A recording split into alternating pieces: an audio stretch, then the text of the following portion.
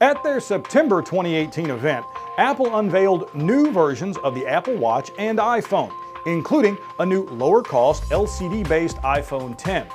But were the new devices enough to convince business pros to ditch their old devices and upgrade? For Tech Republic and ZDNet, I'm Bill Detwiler, and here to provide his insights on this question is Jason Hiner, Global Editor-in-Chief of Tech Republic and Global Long-Form Editor of ZDNet. So Jason, what did Apple announce about the new iPhone XS, not the XS, that business pros will care about? Yeah, when you say iPhone XS, iPhone XS, all I think is in excess, you know. Me too. That's all I think about too. So they announced the iPhone XS and the XS Max. So the XS Max is the same size as last year's 8 Plus, but with that edge-to-edge screen. So it's a monster. And then, of course, they announced the XR as well, which is the lower-priced version with an LCD screen. But it has a lot of the same features, and certainly a lot of businesses are going to want to think about that one pretty seriously because it has a lot of the same capabilities that the larger devices have. But the real thing about these larger devices, that XS Max has a 6.5-inch screen. So it is going to have a lot more real estate for business professionals, people who care about productivity. There's a lot more workable, usable space on there. I'm sure a lot of those users who want the latest and the greatest, that's going to be their favorite device. It also has, the nerdiest thing about it is the new A12 Bionic processor, which it says it can manage an upgrade from 600 billion processes per second in last year's model to 5 trillion processes per second in this model. So where that matters is things like machine learning, so AR capabilities, which these devices are trying to play up. And then, of course, it says it's also going to do app speed. So app speed is supposedly 30% faster in launching. So when you open and close your apps, it'll be faster. And in running some of the high-powered apps as well. And then also in the camera. So it's taking a Note similar to what we heard from Samsung in the Note 9. It's taking a note out of Samsung's book. A note from the Note, okay. Exactly, where they are using software to help make your photos better. And Apple's kind of always done this, but what it's doing is it's saying it takes that image signal processor with its neural engine, which is really the software that powers a lot of machine learning, a lot of data-driven, to figure out what kind of picture you're trying to take, and then it's going to use the software to help make that picture better. So in dark areas, in knowing whether you're doing a close-up, of course in its very sort of bokeh-driven photos where the background is blurry and puts the focus on the subject. So for portraits in its portrait mode. And it says it's doing what it calls smart HDR. So it'll take up to 4 pictures every time you take a photo in that mode, and it will combine those pictures. So it'll take one long exposure, it'll take one sort of short exposure, and it'll try to fill in some of those shadows. It'll try to make that photo look really great without you having to do anything, change any settings or anything like that. So that's where we're going to see some of that power show up. People that really care about photography and use these as their primary cameras will, of course, love that. And we did hear from Apple that more and more professionals are adopting these, and they pointed to the fact that Time Magazine, for the first time, used an iPhone photo for its cover photo, which no one knew about until they announced it in this, as far as we know. So it's a big deal. So pretty soon we'll be filming all our ZDNet and Tech Republic videos on an iPhone, right? I mean, well, we did joke about that even before this started. You never know. You never know. So it's getting much, much better. Right. That has a big impact. Again, though, that's really focused around the XS and the XS Max, which have that dual camera. The XR, which is $750, so that's going to be the lower cost version of the 10. That has the LCD. That one it has only one camera, but it still has a lot of that same functionality built into it. And when you saw the photos that they showed, the examples, that they showed in the keynote, it was hard to tell the difference between those 10R photos and the 10S and the 10S Max. So I think you're going to see a lot of people go for those. Also, they kind of have some nicer finishes. They have more colors, and the colors, especially like the red and the blue one, it's red and blue all the way around the edges and the bezels and everything. And so they look really, really sharp. I think you're going to see a lot of people, and especially businesses, if they're handing out devices, they're going to really consider, those, because you're saving $250 per device when you add it up and you're handing out hundreds or thousands of these. It makes a difference. So let's talk about pricing for a little bit here. We have the lower cost iPhone XR, and then we have the regular iPhone XS, and it's all its different variations. Now, what I thought was really interesting is the top-end iPhone XS Max, right? So as expensive as you can get, we're pushing $1,500 here, right? Well, $1,099 is the well, for the price. 512, like I don't really see anyone buy it. Look, if you're dropping $1,100 on a phone, right? You're gonna upgrade. Why are you going to get a 64 gig phone? You're just going to go with the 512. I mean, you're just going to go all in. So if you're all in around what, $1,500, right? It's probably going to be $10.99, then $12.99, then $14.99 for the big one. So you're talking $12.99 for 256. Right.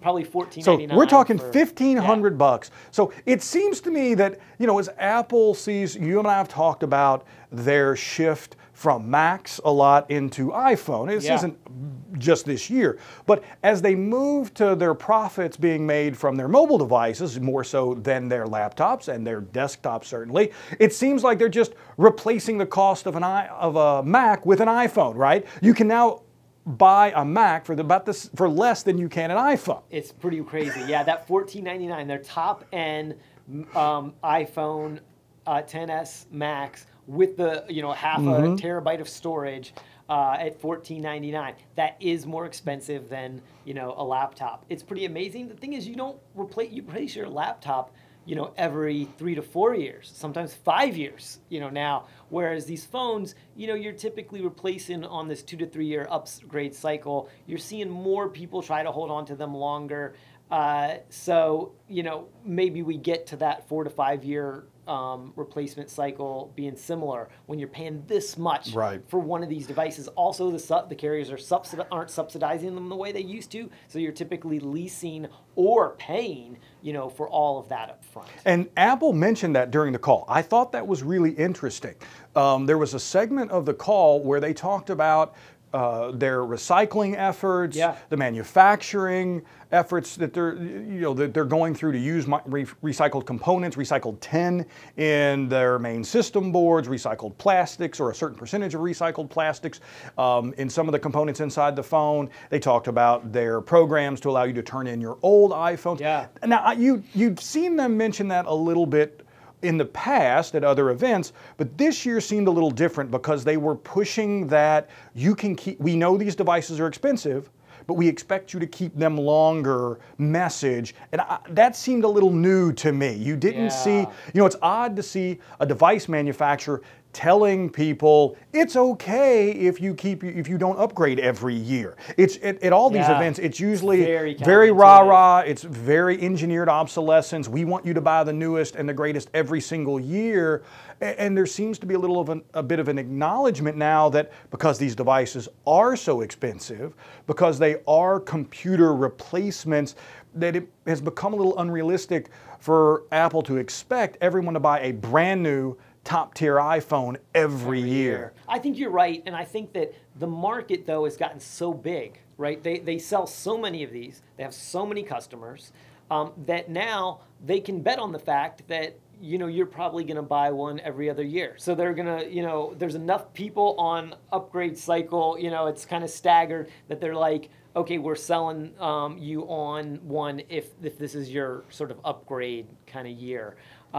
And still satisfy Wall Street. They can still make enough profit on that. They make a very good profit margin on these devices. They sell such a large volume of them, and there's still, there are roughly 4 billion people in the world in 2018 that have smartphones. By 2022, that's expected to be 6 billion. So that market is going to grow by 50% just over the next few years. So you figure if they can grab, like they do, the most valuable, skim off the most valuable chunk of that off the top, it's a lot more iPhones for them to sell. All right, let's switch gears and let's talk a little bit about the Apple Watch, the other main event here at the show.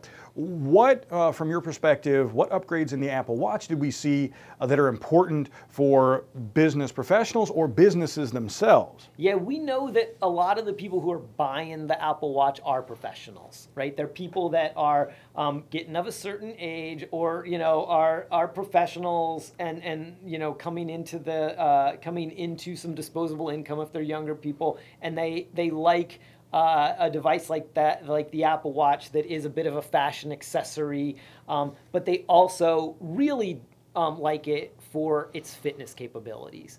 When it first came out, and I've said this many times, but it was often talked about like it's a computer on your wrist. It's really not that. It's just a slightly smarter Fitbit.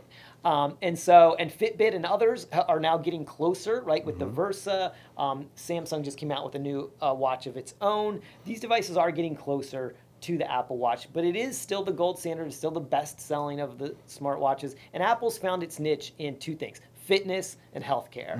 And fitness, it does a great job of serving that market, runners, although a lot of hardcore runners still like things like GPS watches, Garmin, and that kind of thing. But for the a little bit more casual runner, of which there's a lot more of them, it does pretty well with them, as well as other people that care about fitness. And now they're finally doing the thing that I said would be great before they even launched watches. They're making it so that you can go into your gym and you can just tap your Apple Watch on it, and it'll record your workout off of that machine, if you go into a different gym. So they're working and doing more things for fitness, but healthcare is where they're really making a big bet. And this one had some really powerful things that they announced. One is it will now, both with the new hardware that they announced and their software that they're doing, it will detect falls. So if you fall, it can automatically dial emergency services, for example.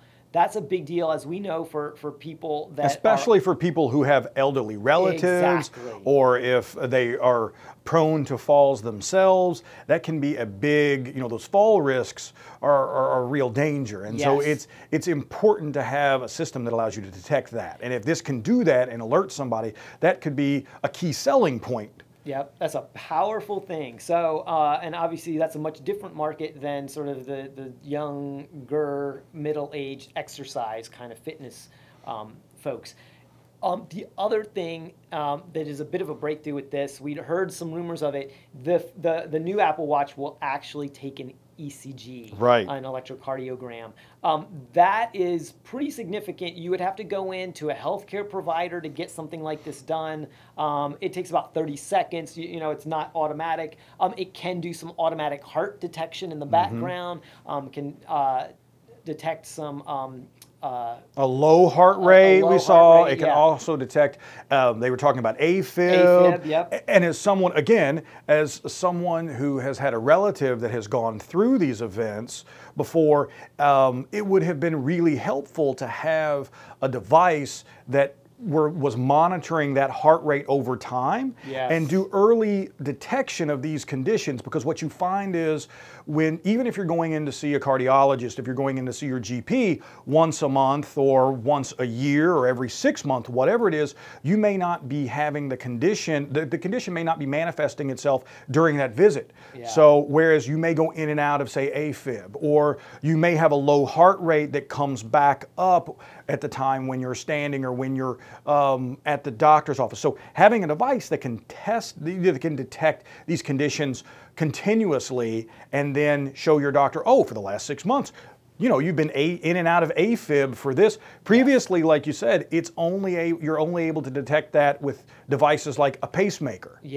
Or an implantable defibrillator, right? In some kind of very expensive experiment or challenge, and response kind of methodology where you have to go to a healthcare provider. They're like, great, we're going to send somebody out to monitor you for the day, or we're going to put you in a lab, and we're going to, monitor, how this goes for a certain amount of time. Very expensive, also limited in time. So this kind of thing is pretty significant. They did announce some other sort of technology things. The screen itself is much larger. It goes more edge to edge, so because of that, it has more complications on the watch face. Other more basically things that you can put on up from 6 up to 8 or even 9 on there, so you can more customize the data that's on your watch. So things like that, because it has that little bit larger screen in the same form factor, although it is actually a little bit slimmer. So one of the arguments against the device